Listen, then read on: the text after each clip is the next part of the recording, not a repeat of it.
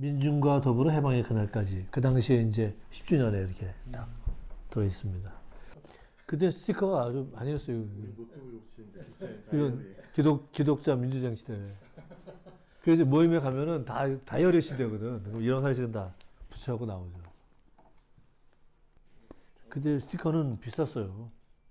스티커 만들려면. 먼저 너무 다들 잘 알지만 자기소개 한번. 네.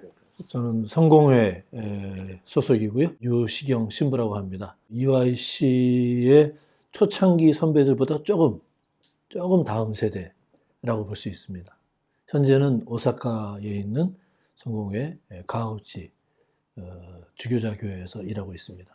일본에 와서 윤동주 사업을 열심히 하고 있습니다. 윤동주 기념 사업을. 근데 늘 윤동주 시인을 기억하는 자리에서 제가 늘 하는 얘기가 윤동주를 영웅화하기 위해서 하는 일이 아니고 또 한 명의 윤동주를 낳지 않기 위해서다. 그리고 우리도 윤동주처럼 살기 위해서다. 서청년이라고 서울교구 청년연합회 전국 청년연 전청년, 서청년, 전청년 이렇게 불렀었죠. 전청년에서는 총무를 했고요.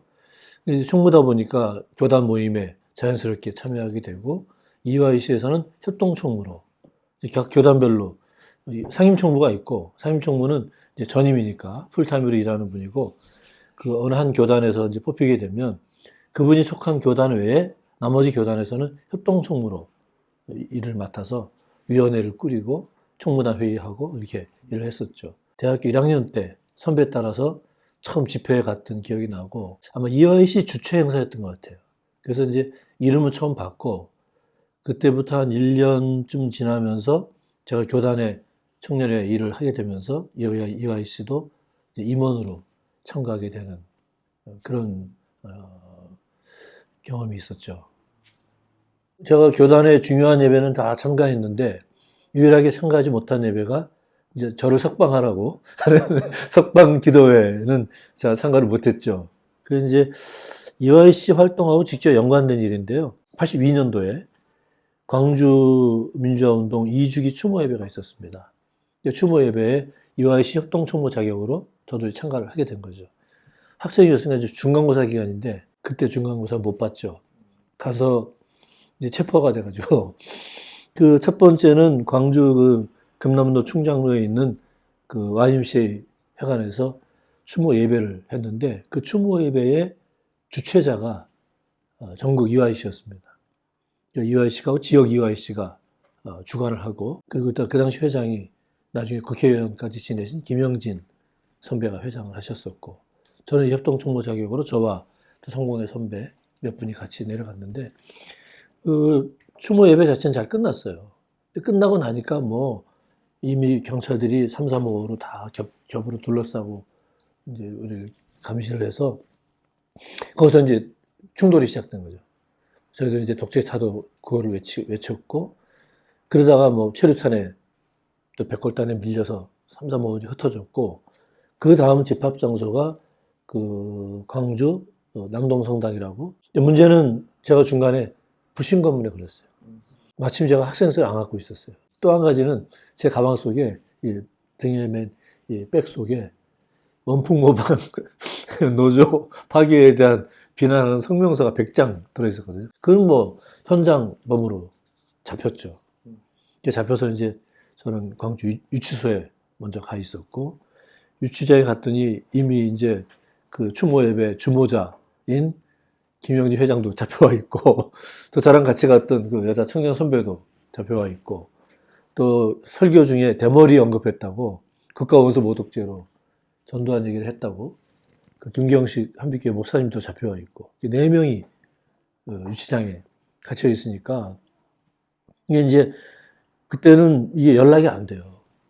전화를 못 걸게 해요.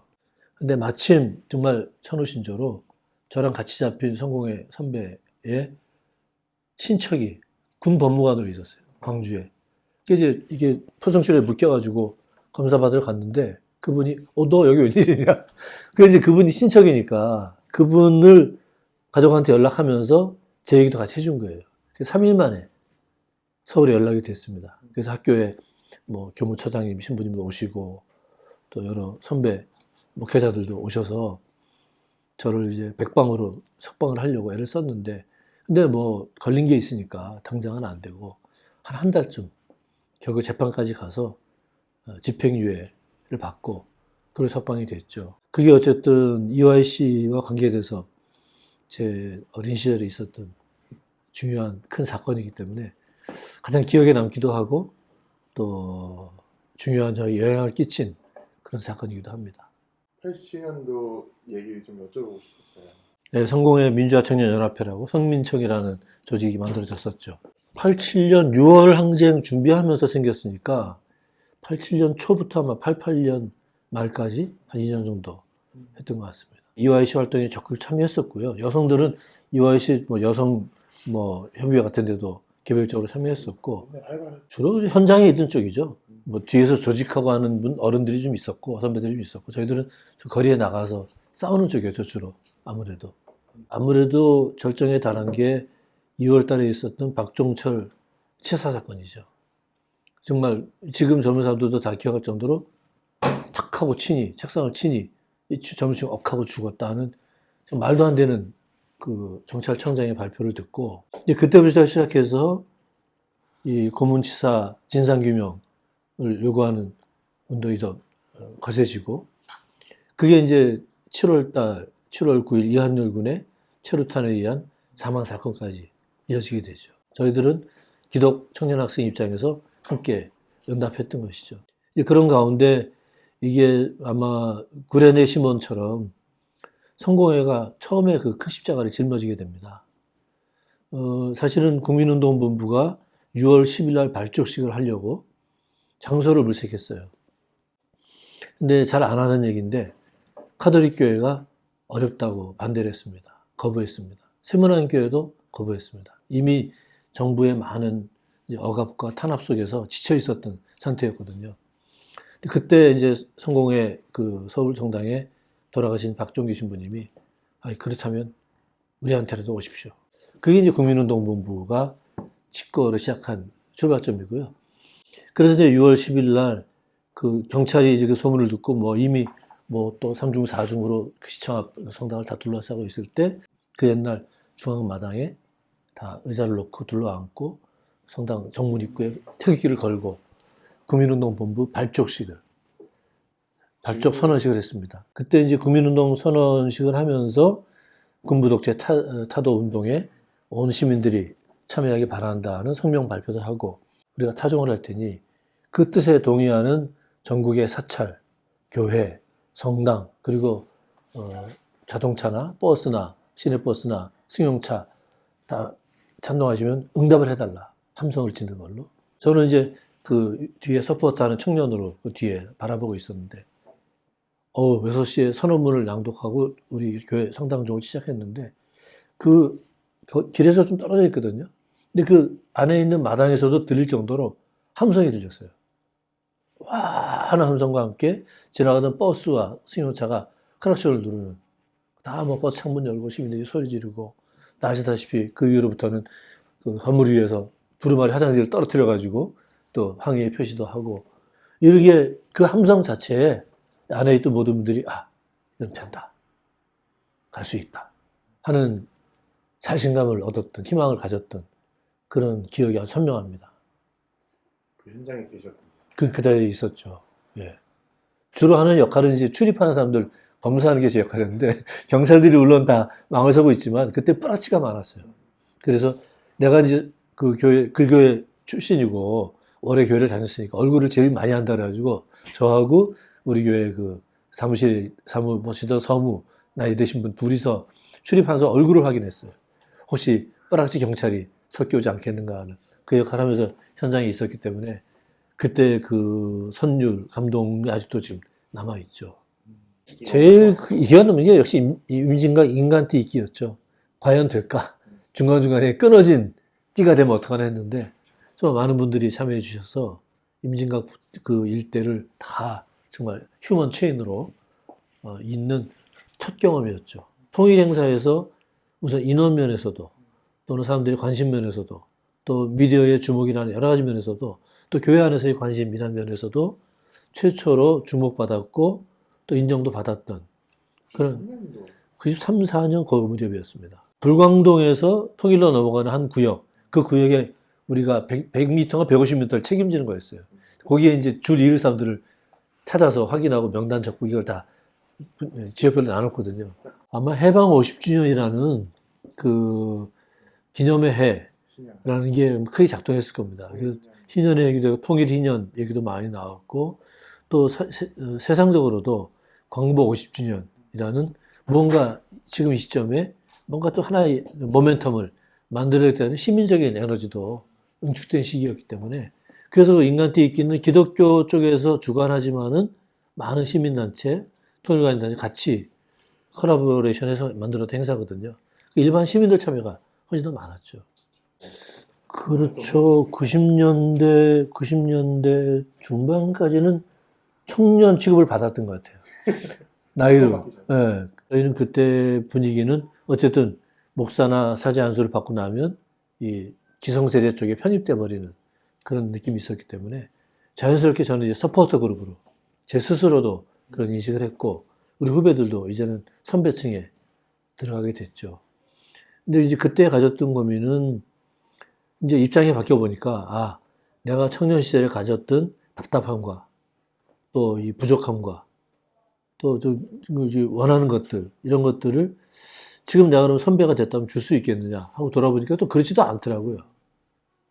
그래서 한편으로는 이제 선배나 이 지지층 선배들이 뭐 이런 조직으로부터 제도로부터 제공돼야 되지만 한편으로는 청년들이 스스로 쟁취해야 되는 부분도 있다 하는 걸 많이 느꼈습니다. 제도 쪽에 가까이 가다 보니까 제도에 들어가기 전까지는 소리 지르고 그런 입장이었지만 들어가서 보니까 그렇게만 해서 되는 건 아니고 저희들 주체적인 노력과 또 역량이 또 필요하다는 걸 또 새삼 느끼게 된 그런 시간이었죠. 이화희 씨도 솔직한 이유로는 독일 쪽, 유럽 쪽 그 기금이 충분히 주어지던 시기와 그 기금이 점점 줄어들던 시기와 완전히 끊어진 이후의 시기는 좀 나눠서 봐야 되거든요. 저희 때는 이화희 씨 상임총무가 권한이 대단했습니다. 그 당시 예산 규모로 뭐 몇천만 원 예산 규모를 책임지던 때예요. 그러게 청년들을 위한 자금으로 확보가 되던 시기예요. 근데 지금은 어떻습니까? 똑같아요. 네. 지금은 그 기금들이 청년들이 그 기금을 직접 관리하거나 유지하거나 받지도 못하고 어딘가에 좀 구걸해야 되잖아요. 근데 이제는 청년 자체 역량으로 또 마련해야 될 부분이 되게 됐는데 그 이후 시기는 상당히 중요하다고 보고요. 그래서 저희들은 안에서 성공의 예를 들자면 역할을 나눴죠. 너는 빈민운동 쪽을 네가 책임을 져라. 나는 이제 교회 쪽, 제도 쪽으로 가게 됐고, 또 어떤 사람들은 연구를 하게 됐고, 유학도 가고, 그게 현장을 포기하고 하는 유학이 아니고, 너는 지금 우리가 젊은 시절에 나눴던 이 고민과 이 갈등을 이제 너는 학문의 장에서 풀어내라. 너는 이 고민과 갈등을 현장에서 계속 이어가라. 민중교회로, 또 야학으로, 또는 나눔의 집 같은 빈민운동으로. 그럼 우리 안에 치열한 역할 분담론이 있었던 것 같아요. 왜냐하면 이게 배반이나 절충이나 뭐 현장에서 떠나는 것이 아니라 또 다른 현장으로 가는 그런 고민들을 나눴던 기억이 납니다. 우리가 이제 대학교 1학년, 2학년 때거든요. 근데 자기의 인생의 철학과 가치가 확립되지는 않았던 때죠. 근데 이제 그럼에도 불구하고 그 시기에 자기의 이제 방향을 찾기 위해서 애썼다는 것 자체가 저는 소중하다고 봅니다. 이제 잘 아는 우리 선배님이 남기신 글귀인데 그 나침반이 정확한 방향을 가르치기 위해서는 떨잖아요. 이게 진짜 정북인지 아닌지를 확인하기 위해서 계속 떨리거든요, 이게. 근데 이게 떨림이 멈추면 고장난 거예요. 그래서 그 떨림이 있는 인생, 삶을 살도록 저에게 그런 젊은 시절에 어떤 가르침과 경험과 또 그런 많은 연대 경험을 준 것이 이화희 씨였다고 기억을 합니다. 어쨌든 내 인생의 이제 방향과 또 가치와 방식에 대해서 지금보다는 더 치열하게 고민했던 나이니까요. 근데 그 제가 고민하던 그 시기에 저에게 하나의 길을 가르쳐 준 만남도 있었고 경험도 있었고 배움도 있었죠. 지금 와서 생각해보면 제일 이제 좋았던 것은 역시 다름과의 만남인 것 같아요. 저희는 군소교단이었기 때문에 지금도 그렇지만 한국 기독교는 기장감이 메인입니다. 소위 이제 대형 교단.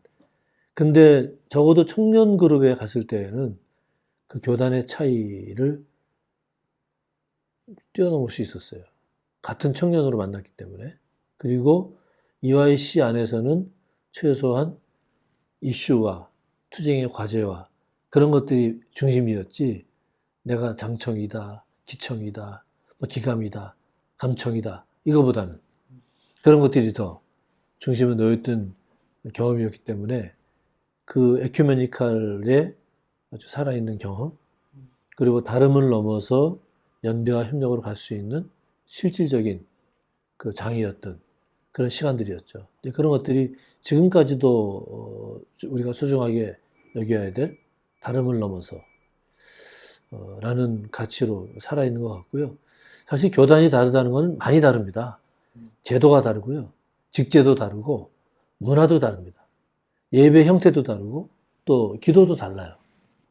뭐 작은 차이일 수 있지만, 근데 이제 그런 차이에도 불구하고 우리가 그 당시의 시대 정신과 또 시대적인 과제를 통해서 하나로 묶일 수 있었던 그 청년들의 모임, 청년들의 연대체였다는 사실. 근데 그것이 기억으로 남아 있고 앞으로도 좀 지켜져야 될 모양과 정신이 아니겠느냐, 그런 생각을 합니다.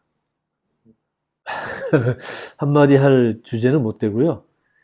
이제 그 당시에 저한테 이제 그 당시 20살, 25살, 30살 고 20대, 30대의 저한테 지금의 제가 이제 한마디 한다면은 그 제대로 해라. 스스로에게 너 열심히 해라.